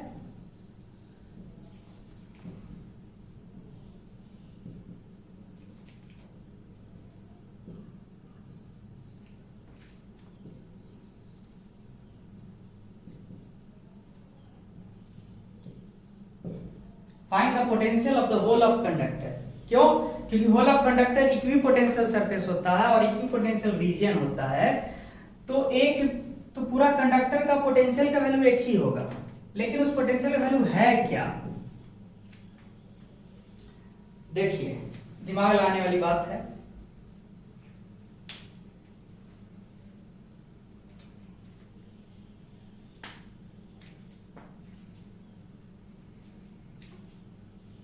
चूंकि मुझे पता है कि कंडक्टर का एक एक पॉइंट इक्वी पोटेंशियल पे है, सेम ही पोटेंशियल पे है, तो हम क्या करेंगे, दिमाग लगा के सेंटर वाला पॉइंट को अटैक कर देंगे। सेंटर वाले पॉइंट पे पोटेंशियल जो है, potential at C due to plus Q क्या होगा, के क्यू बाई 2r। लेकिन हमको पोटेंशियल जो है सी पॉइंट पे सिर्फ प्लस क्यू की वजह से नहीं चाहिए, सारे चार्जेस और प्लस क्यू सब मिला के जो नेट पोटेंशियल बनेगा सी पे वो चाहिए। तो अब बचा हुआ चार्ज कौन है, ये इंड्यूस्ड चार्जेस प्लस और माइनस। तो potential at C due to induced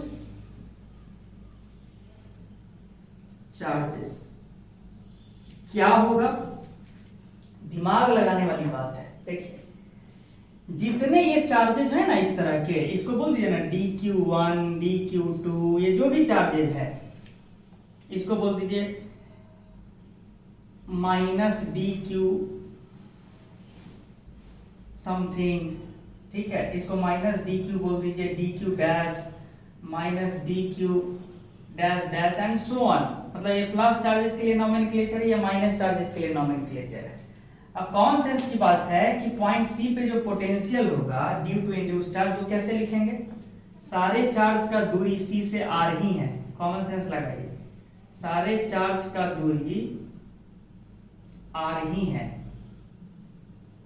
तो जब आप पोटेंशियल लिखना शुरू कीजिए तो के और इस तरह का जितना डी क्यू का ये है चार्ज है तो के summation of all such charges. तो इस तरह के चार्जेस को ऐसे लिखे ना क्यू आई, जितना इंड्यूस चार्ज है सबका समेशन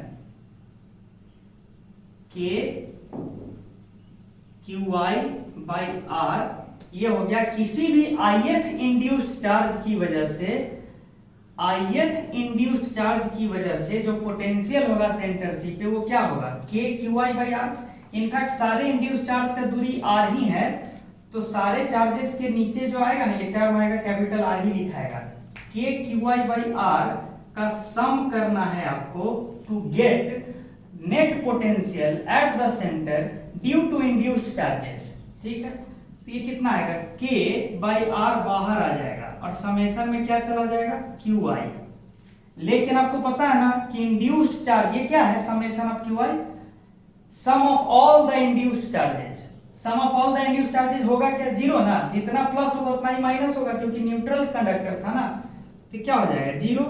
इससे क्या पता चला कि potential at the center C of the sphere due to induced charges is zero, very very special thing, ठीक है। तो net potential of centre C कितना हो जाएगा? तो इसको और इसको जोड़ना था तो सीधे सीधे बोलिए ना के क्यू बाई 2r हो गया, सीधे सीधे। नेट पोटेंशियल सेंटर सी का के क्यू बाई 2r है और आप बोले थे कि पूरा कंडक्टर ही इक्वी पोटेंशियल रीजियन है, तो जो पोटेंशियल सी का होगा वही पोटेंशियल कोई भी दूसरे पॉइंट का होगा। मतलब पूरा कंडक्टर का जो पोटेंशियल आप ढूंढने निकले थे उसका वैल्यू, उसका आंसर क्या होगा? ये होगा के क्यू बाई 2r। बड़ा अच्छी ये इंपॉर्टेंट चीज है, ठीक है। ये हुआ। इसी से रिलेटेड और भी अच्छा चीज अभी थोड़ा डिस्कस करते हैं। तो आगे बढ़ते हैं, ये चीज क्लियर हुआ।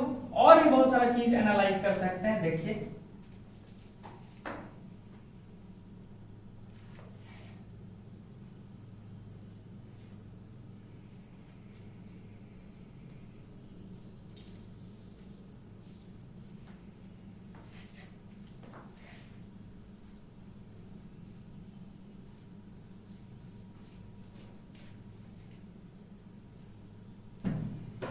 देखिए कंडक्टर के वही सिचुएशन है, सिचुएशन को हम नहीं बदल रहे हैं, ठीक है।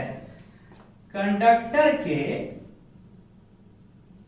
सेंटर और चार्ज को ज्वाइन करने वाला ये जो लाइन है, डायमेट्रिक लाइन हो गया ये, इसके 90 डिग्री पे ऊपर जाते हैं, मतलब यहां, और जस्ट टॉप सरफेस पे एक कंडक्टर का पॉइंट लेते हैं। जस्ट देखिए हम डॉट से दिखाएं और उसका नाम दे देते हैं ए, ठीक है। कुछ माइनस चार्जेस इधर अपियर होगा, कुछ प्लस चार्जेस इधर अपियर होगा, ये सब तो आपको पहले से पता है। अब मेरा क्वेश्चन है कि find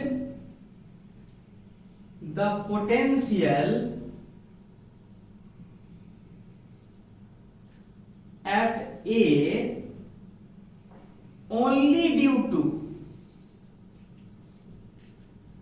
induced charges on the conductor।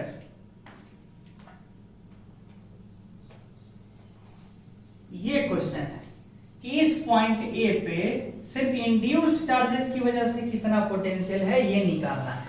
तब कैसे करेंगे? तो देखिए कॉमन सेंस का बात है कि पूरा कंडक्टर ही इक्वी पोटेंशियल था, तो नेट पोटेंशियल एट ए बराबर क्या था? के क्यू बाई 2r, ठीक है। लेकिन नेट पोटेंशियल एट ए किन किन वजहों से आएगा? This implies that potential due to plus Q charge कहां पे? ए पॉइंट पे, plus potential due to induced charges कहां पे? At A should be equal to क्या आना चाहिए? K Q by 2r। This implies that potential due to induced charge बराबर K Q by 2r minus potential due to charge capital Q. अब charge capital Q की वजह से point A पे potential क्या होगा? तो इसके लिए आपको दूरी निकालना होगा। ये दूरी कितना हो जाएगा? तो पाइथागोरस थ्योरम से ये दूरी हो जाएगा √5r। तो इसका मतलब हुआ कि potential due to induced charge at the location A, at A कितना हो जाएगा? K Q by 2r minus potential due to charge Q. यहां पे कितना होगा चार्ज क्यू का पोटेंशियल? तो के क्यू बाई √5r। ये समझ में आया? आप इंड्यूस्ड चार्जेस की वजह से सिर्फ पॉइंट ए पे पोटेंशियल निकाल पा रहे हैं। उसी लॉजिक से बहुत सारा पॉइंट्स है, ए है, ये रहा बी, ये रहा नीचे सी, और ये रहा यहां डी। सारे पॉइंट्स पे आप पोटेंशियल लिखे तो आपके लिए 1 मिनट का समय है।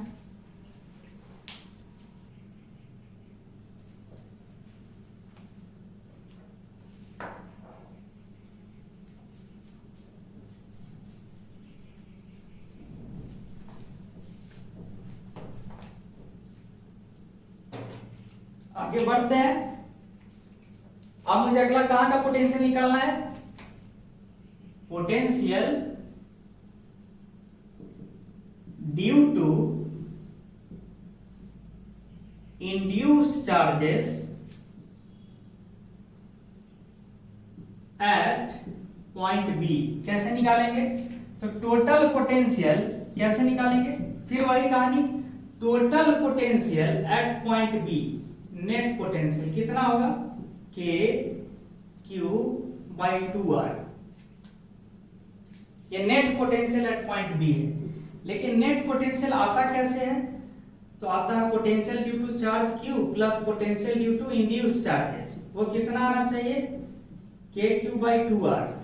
तो this implies that potential due to induced charges बराबर कितना हो जाएगा? K Q by 2r minus potential due to Q कहां पे? बी पॉइंट पे। तो कितना है potential due to? K Q by Q और बी के बीच का दूरी कितना होगा? तो ये तो था 2r और प्लस r 3r। घूम फिर के आंसर क्या है? के क्यू बाई 6r। जो पॉइंट एक पे पोटेंशियल होगा इंड्यूस चार्ज की वजह से, वही पॉइंट सी पे पोटेंशियल होगा इंड्यूस चार्ज की वजह से। ये देखने में आपको दिक्कत नहीं होना चाहिए। तो हम सीधे अल्टीमेट एनालिसिस करेंगे पॉइंट डी का।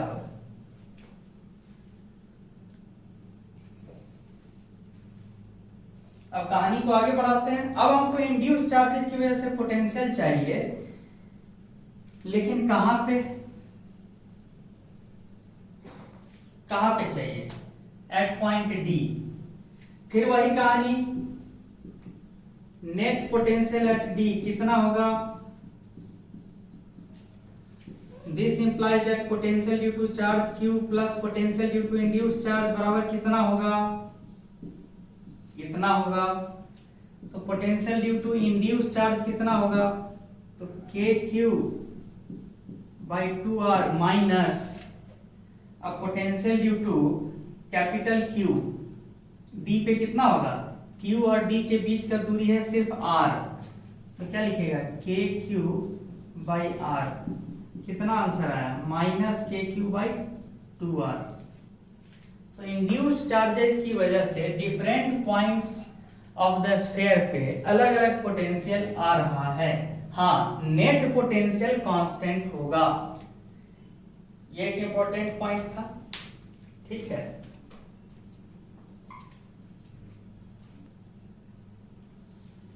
चलिए आगे बढ़ते हैं।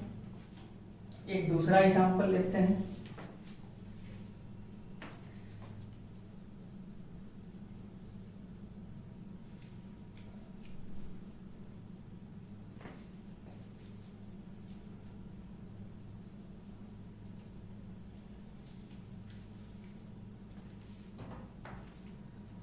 देखिए मान लीजिए कि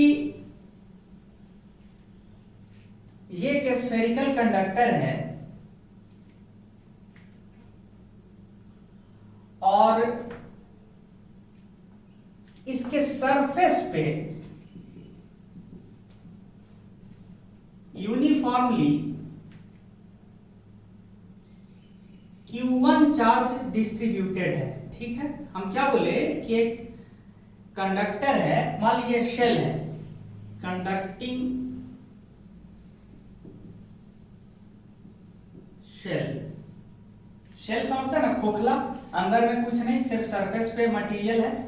अब चार्ज Q1 को यूनिफॉर्मली डिस्ट्रीब्यूट किए हुए हैं और चार्ज और फिर स्फेरिकल शेल को एक लंबे वायर से, और वायर में ब्रेक है, ऐसे करके एक लंबे वायर से एक दूसरे स्फेरिकल शेल को जोड़े हुए हैं जिसका रेडियस है RB, और इनफैक्ट इसका रेडियस जो है बड़े वाले का, इसका RA कर दीजिए, स्मॉल RA। ठीक है, और दोनों के बीच का जो सेपरेशन है ना वो वेरी वेरी लार्ज है, वेरी वेरी लार्ज। मतलब दो स्फेरिकल शेल है ऑफ डिफरेंट रेडियाई और दोनों के बीच का सेपरेशन बहुत लार्ज है, इतना लार्ज कि आप उसको इंफिनिटी मान सकते हैं। मेरा कहना है कि दोनों स्फेयर को ना एक कंडक्टिंग वायर से, इसको ऐसे लिखिए, कंडक्टिंग तार नहीं होता बिजली का तार, कंडक्टिंग वायर से ऐसे जोड़े हुए हैं और अभी ओपन किए हुए हैं, ओपन करके रखे हैं। और दूसरे सेल पे जो चार्ज है उसको बोल देते हैं कैपिटल Q2। ठीक है, ध्यान दीजिएगा, हमने क्या किया कि इस ओपन वायर को क्लोज कर दिया। ठीक है, इस ओपन वायर को क्लोज कर दिया। क्लोज कर दीजिएगा तो क्या होगा, क्लोज कर दीजिएगा तो क्या होगा भाई, ये स्फेयर अलग पोटेंशियल पे है, ये स्फेयर अलग पोटेंशियल पे है, और दोनों स्फेरिकल सरफेस को आप तार से जोड़ दिए हैं। तो भाई दो डिफरेंट पोटेंशियल वाले ऑब्जेक्ट को तार से जोड़िएगा तो तब तो हायर पोटेंशियल से लोअर पोटेंशियल की तरफ चार्ज फ्लो करने लगेगा ना। ये तो पता होना चाहिए आपको कि चार्ज जो है हायर पोटेंशियल से लोअर पोटेंशियल की ओर जाता है। कौन सा चार्ज? Plus charge.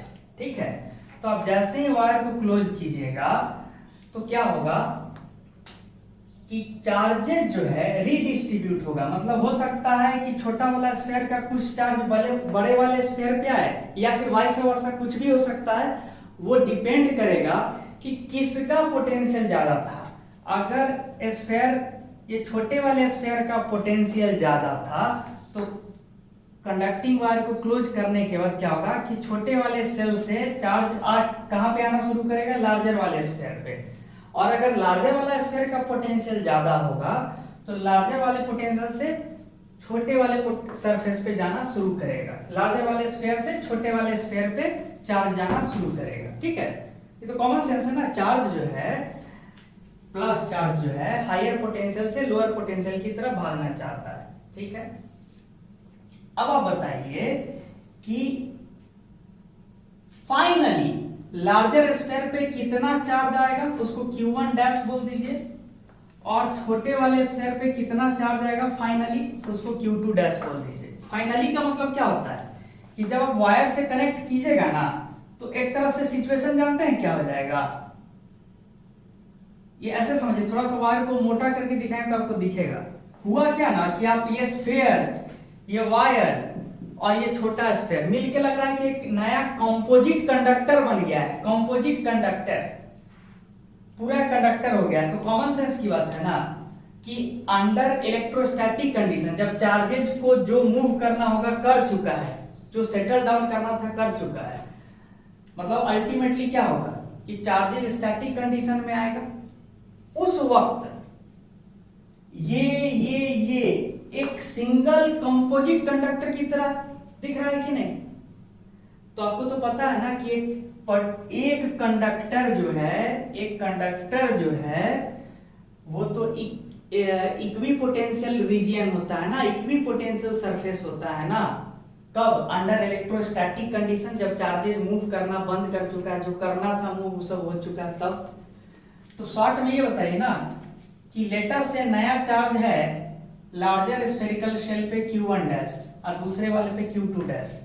तो बताइए तो इस स्फेरिकल शेल का पोटेंशियल क्या लिखेंगे? सरफेस का पोटेंशियल क्या लिखाएगा? पोटेंशियल क्या लिखाएगा? K Q1 dash by RA। ठीक है। अच्छा, इस सरफेस पे पोटेंशियल जो है Q1 डैश की वजह से तो इतना है, और जो Q2 डैश होगा अल्टीमेटली उसकी वजह से यहाँ पे कोई पोटेंशियल नहीं आ पाएगा, क्योंकि वो चार्ज बहुत लार्ज डिस्टेंस पे है। तो अगर आप लिखना भी चाहिएगा ना Q2 डैश की वजह से यहाँ पे पोटेंशियल, तो K Q2 dash by infinity लिखिएगा तो जीरो ही होगा। तो सीधे बोलिए ना K Q1 dash by RA is the potential at the surface of the larger spherical shell. Similarly यहां पे पोटेंशियल क्या होगा? यहां पे K Q2 dash by RB, और इस Q1 डैश की वजह से यहां पे पोटेंशियल क्या होगा? जीरो, क्योंकि Q1 डैश की दूरी इस सेल से इंफिनिटी है ऑलमोस्ट। लेकिन आप बोले हैं कि ये तो पूरा एक इक्विपोटेंशियल रीजियन होना चाहिए, क्योंकि अब एक कंपोजिट कंडक्टर की तरह बिहेव कर रहा है, एक सिंगल कंडक्टर की तरह हो जाएगा ना ये।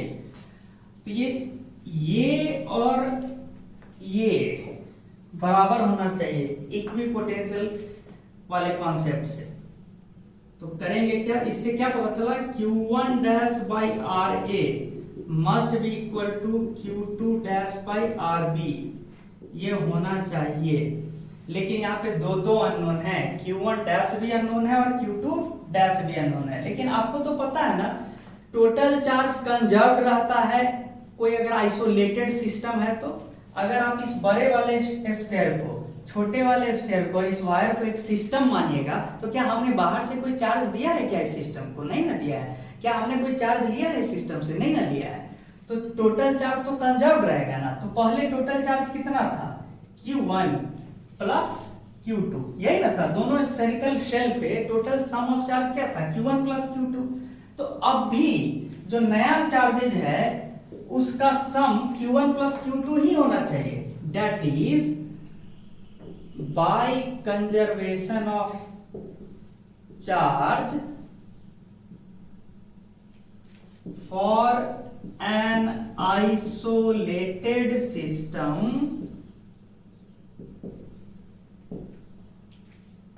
ठीक है, क्या होना चाहिए? Q1 dash plus Q2 dash must be equal to Q1 plus Q2।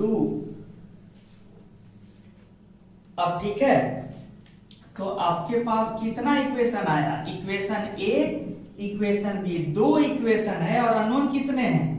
दो इक्वेशन, दो अननोन। जैसे ही सॉल्व कीजिएगा तो आपको Q1 डैश भी मिल जाएगा और Q2 डैश भी मिल जाएगा, मतलब दोनों चार्जेस मिल जाएगा ना। और Q1 डैश क्या था? जो अल्टीमेटली लार्जर स्फीयर के सरफेस पे चार्ज आएगा। Q2 डैश क्या था? जो अल्टीमेटली स्मॉलर स्फीयर के सरफेस पे चार्ज आएगा। ठीक है, रीडिस्ट्रीब्यूशन के बाद। ये समझ में आया? ये सब कौन से कॉन्सेप्ट से ये सब सवाल बन रहा है, हम ये बताना चाह रहे हैं। ये सवाल बताना इंपॉर्टेंट नहीं है कि इस तरह के सवाल में कौन सा प्रॉपर्टी को हिट करना है, तो इक्विपोटेंशियल वाली प्रॉपर्टी को हिट करना है।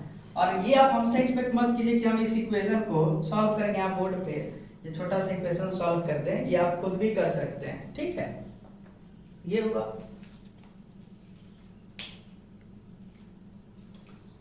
तो आज के लिए हम इतना ही रहने दे रहे हैं। नेक्स्ट क्लास में और भी बहुत प्रॉपर्टीज बचा हुआ है कंडक्टर का, उसको कवर करेंगे, उस पे कुछ सवाल करेंगे और उसके बाद और भी बहुत सारा टॉपिक्स है। तो धीरे धीरे आप इन चीजों को अच्छे से रिवाइज कीजिए। जो क्वेश्चंस कराया गया है और जो कॉन्सेप्ट्स डिस्कस हुआ है उसको आप खुद से भी नोटबुक में लिखिए, एनालाइज कीजिए, इमेजिन कीजिए। फिजिक्स में इमेजिनेशन सबसे इंपॉर्टेंट चीज है।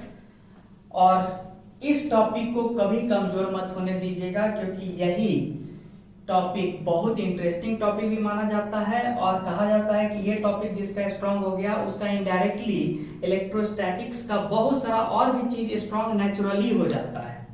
ठीक है, तो आज के लिए इतना ही। अच्छे से पढ़िए, तब तक के लिए गुड बाय, थैंक यू।